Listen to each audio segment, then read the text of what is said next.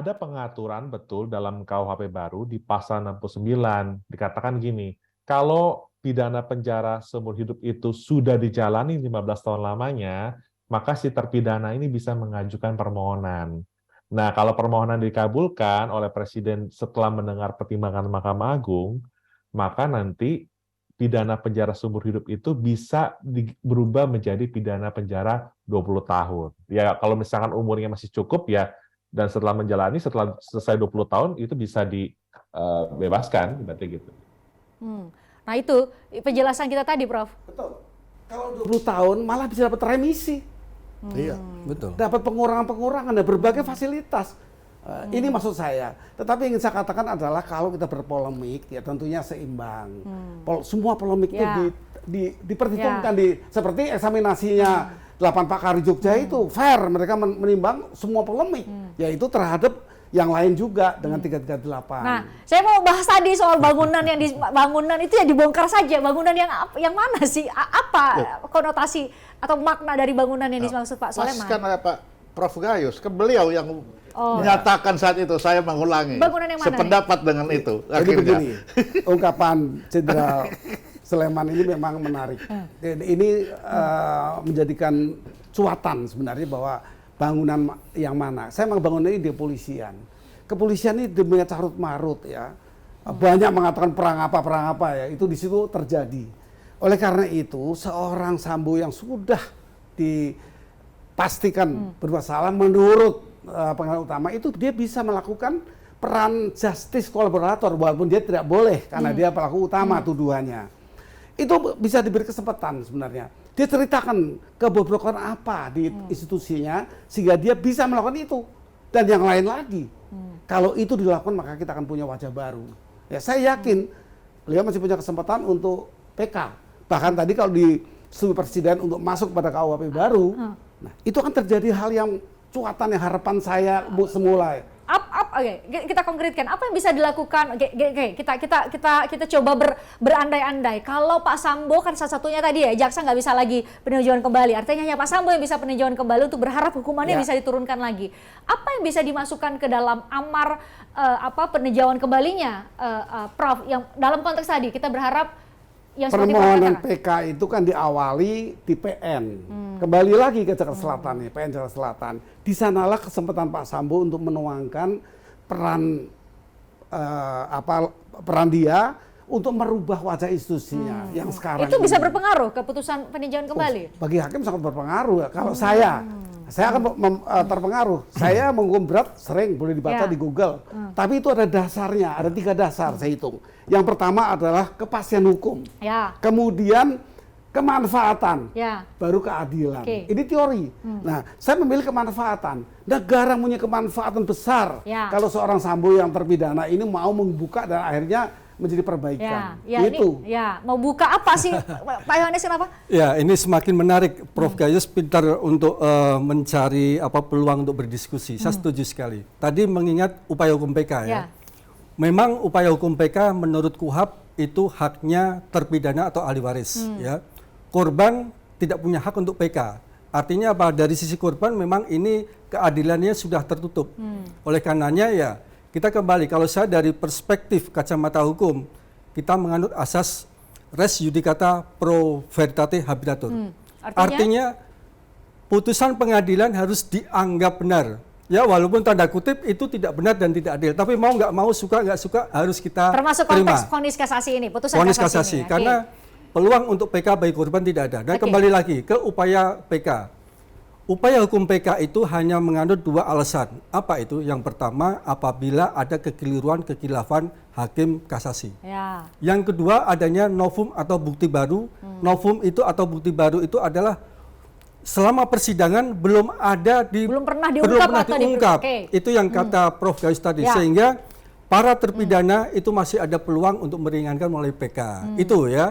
Jadi sekali lagi ya kami juga harus memberi pemahaman juga ya. Ini korban ini ya sudah kita mau nggak mau kita juga harus menerima dan menganggap benar. tidak ada upaya hukum lain. prinsipnya. Ini yang kita prihatinkan. Itu ya. kan Apa yang keluarga kemudian tidak itu? punya upaya hukum lain, termasuk jaksa. Kita coba lihat, ini adalah berdasar putusan Mahkamah Konstitusi April.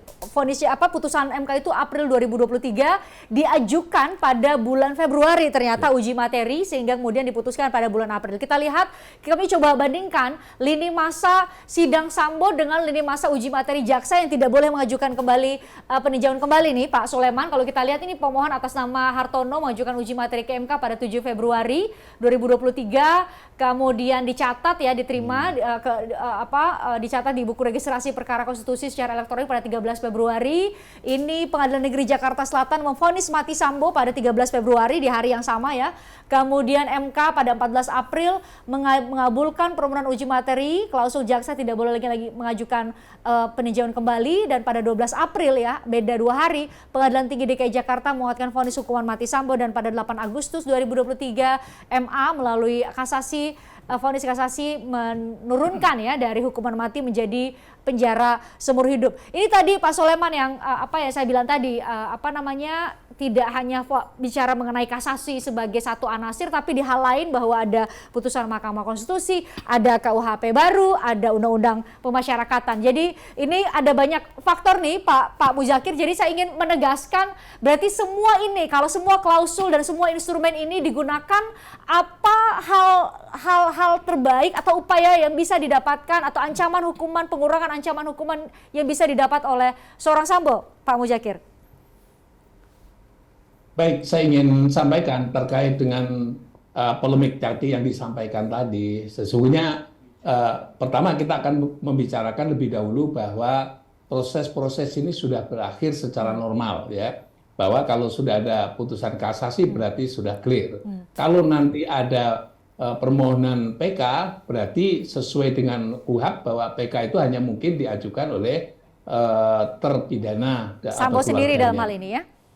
Ya, terpidana. Jadi itu pun alasannya bahwa PK itu harus diajukan dalam rangka untuk alasan-alasan yang tadi sudah disebutkan, tapi esensi pokok putusan PK itu adalah menguntungkan bagi terpidana karena ada kekeliruan itu. Sehingga kalau diluruskan dia menguntungkan gitu ya.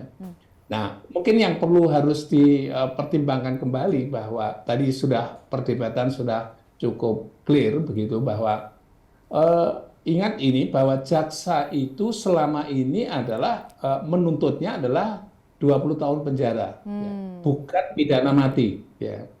Artinya kalau sekarang dihukum seumur hidup, seumur hidup bukan 20 tahun penjara, seumur hidup berarti itu sesuai dengan permintaan jaksa. Kalau pidana mati berarti itu tidak sesuai dengan permintaan jaksa, alias hakim itu putusan pengadilan negeri, putusan pengadilan tinggi memberatkan dengan putusan jaksa, tuntutan jaksa karena dia menuntut seumur hidup tapi dijatuhi pidana mati. Nah, saya lihatnya dari catatan saya bahwa yang mengajukan banding itu jaksa juga ngajuin banding gitu. Yang mengajukan kasasi, jaksa juga ngajuin kasasi. Ya. Artinya apa? Logikanya apa? Logikanya bahwa jaksa minta supaya diturunkan dari seumur hidup sesuai dengan tuntutannya gitu. Nah, itu yang jadi masalah saya tadi selalu berulang-ulang bahwa pertanyaannya kalau jaksa itu pidana mati terus kemudian minta supaya banding dan kasasi itu mengikutinya supaya diturunkan, itu artinya apa? Ya parameter jaksa itu seumur hidup gitu ya. Jadi pertanyaannya tadi, kalau misalnya korban itu menganggap bahwa pidana mati klop lah sudah pas lah begitu, terus kemudian dia jaksa banding dan kemudian kasasi turunlah seumur hidup, terus jaksa puas kan berarti.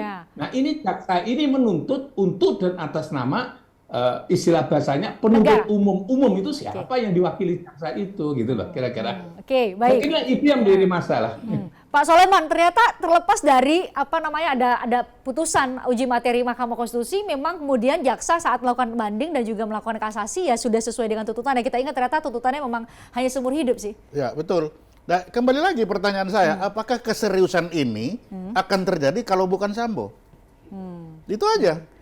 bakal banding nggak atau bakal kasasi Iya, nggak? yang sekarang ini kita prosesnya begitu cepat, begitu serius. Apakah kalau yang terjadi bukan Sambo, apakah begitu juga? Oke, Pak Solomon mungkin bisa menghadirkan perspektif kenapa siapa sih seorang Sambo sehingga kemudian bisa Karena dari awal kan kita sudah lihat, mulai dari awal itu sudah terjadi berbagai macam upaya untuk mengaburkan, bertahan, menyampaikan berita yang tidak benar, bahkan anak buahnya berapa banyak yang menjadi korban. Kapolri berapa kali ditegur oleh presiden sampai 3 kali, sampai ke-4 baru. Begitu banyak sekali. Bagaimana Sambo sendiri juga berupaya, jangan lupa Sambo ini polisi. Kan dia seorang polisi, seharusnya membantu menerangkan. Tapi upayanya kan bukan menerangkan, tapi menutup sedemikian rupa. Nah, dengan adanya ini, dengan kasus sekarang, dengan ada upaya penutupan dari awal-awal itu, apakah kalau orang biasa yang dari awal menerima dengan senang hati, akan seperti ini prosesnya? akan seperti Ya, dari pidana mati langsung Ya, seumur langsung hidup turun. dan seumur hidup bisa mungkin bahkan bebas. Ketika dari awal dia sudah bilang, iya saya yang bunuh, iya betul, semuanya seperti ini. Iya, semua ini berproses dengan tidak ada polemik dari awal, terus sampai akhir. Apakah sampai seperti ini? Oke, dari hukuman mati kita Ya. turun ke Ya. perbunuh. Kan itu. Ini yang saya harapkan. Nah, Bahwa pada Prof? saatnya nanti tentu orang bisa berubah. Mungkin perubahan dari terpidana ini akan dengan mendengarkan pers ini akan terpikir. Karena konsep pikiran saya untuk kejahatan apapun itu rehabilitatif yang penting. Ada satu perbaikan tidak hanya terpidana, negara juga ada terjadi perubahan begini. Jadi ya. Itu Prof yang saya tanyakan tadi. Apabila bukan Sambo, Iya. apakah seperti ini?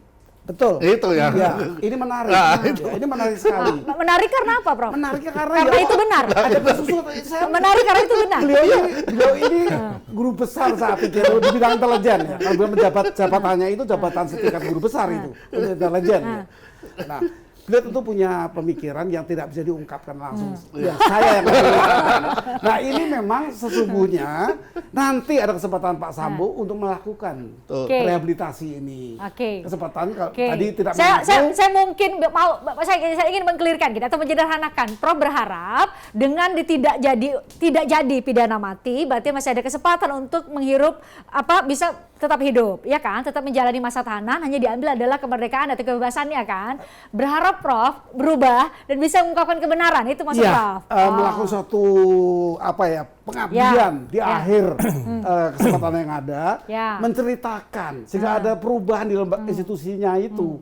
Inilah yang disebut sebagai kemanfaatan, keadilan, kemanfaatan, dan kepastian hukum. Ini 3 inilah menjadi harapan saya. Kemanfaatan ini akan dinikmati oleh Indonesia.